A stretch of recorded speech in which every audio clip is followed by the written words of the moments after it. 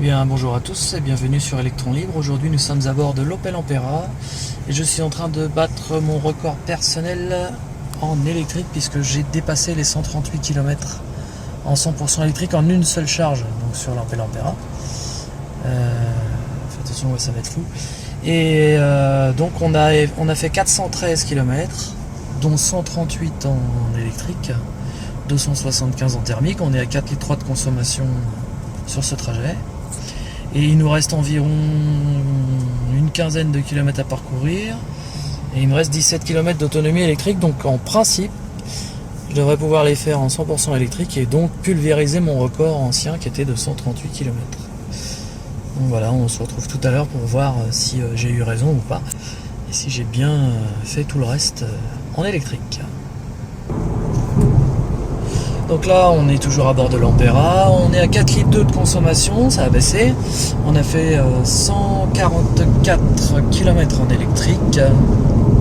Voilà, donc on est toujours sur l'électrique, le thermique n'a toujours pas démarré.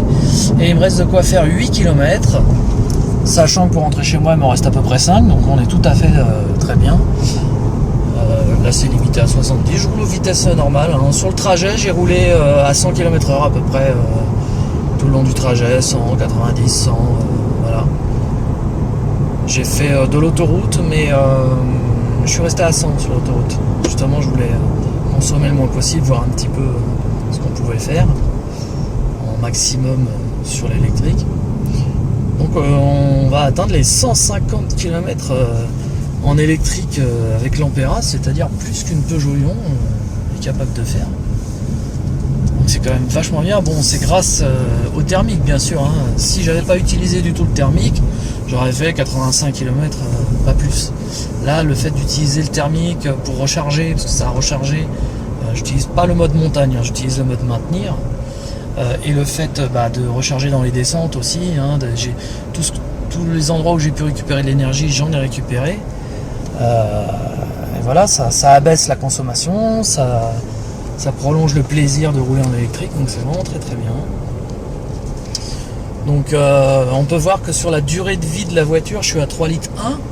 Donc pour ceux qui ont vu mes premières vidéos, j'étais à 5,9 litres quand j'ai acheté la voiture. Elle avait 10 000 km. Aujourd'hui elle en a 25 000.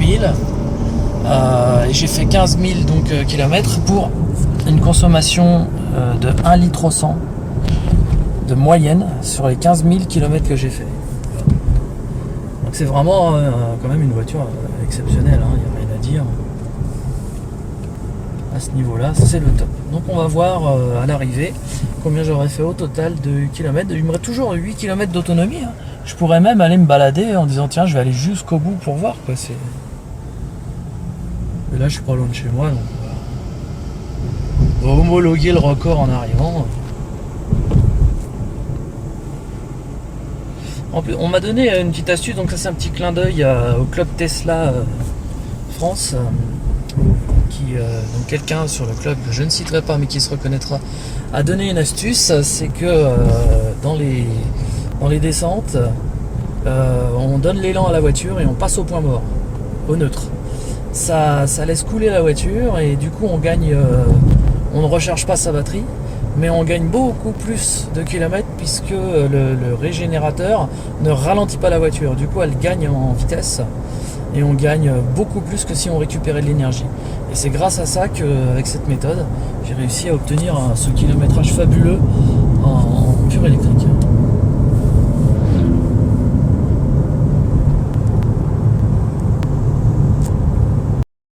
Eh bien, nous sommes toujours à bord de l'Ampera, on est presque arrivé et on va passer la barre des 150 km en électrique. Donc c'est quand même vraiment exceptionnel avec une Ampera parce que c'est pas censé pouvoir le faire. Voilà, 150 km. Et il nous reste 3 km d'autonomie électrique, donc on a même encore de la marge, puisque là on est à 500 mètres de la maison. On a du coup abaissé la consommation sur un trajet de 425 km à 4,1 litres au 100. Donc bien sûr j'ai pas fait des excès de vitesse, hein. J'ai roulé 100 km/h, mais par contre sur les nationales je me suis pas traîné à 80, j'ai roulé à 95 compteur. Il n'y a que sur l'autoroute où j'ai pas dépassé les 100, 105 quoi, histoire de conserver un maximum d'économie d'énergie. Voilà. Donc sur un trajet de 425 km, le fait de rouler à 100, ça vous fait perdre une demi-heure, hein. C'est pas non plus la catastrophe, hein. On se traîne pas non plus. Donc voilà. Et donc là on est presque arrivé et on aura fait 151 km en électrique, consommation 4 litres 1 et il nous reste encore de quoi faire, 3 km. Donc on peut homologuer le record à plus de 150 km mais largement quoi. Voilà, c'est quand même exceptionnel. Parce que c'est plus qu'une voiture purement électrique peut faire. Sachant que même une i3 ne ferait pas la même chose, puisqu'une i3 Rex fait à peu près 140 km en électrique. Et ensuite, son Rex consomme 9 litres au 100. Donc en consommation généralisée, ça doit revenir à peu près au même que l'Ampera. Donc c'est vraiment très bien. Sur ce, on va se laisser sur une dernière image. Donc voilà, on va mettre comme ça, histoire de revoir.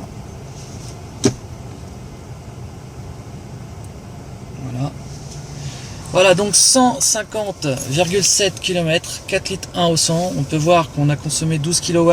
On a donc récupéré 2 kW, puisqu'elle est censée consommer que 10 kW, l'Ampera heure. Donc on a récupéré en récupération d'énergie au freinage, dans les descentes et avec le thermique, on a récupéré 2,4 kW. On a consommé 17 litres d'essence pour faire 426 km et l'équivalent en termes de tarif électrique d'1 litre d'essence pour recharger la voiture. Voilà.